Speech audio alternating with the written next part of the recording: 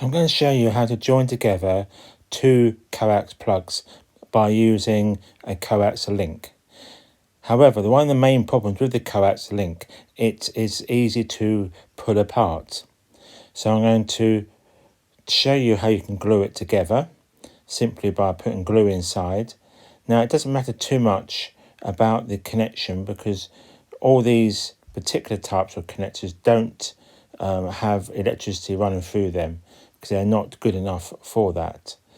So you can simply clean it up, and when you've done that, you can then put it on the other side as well and then push it in. Now I'm using hard as nails glue.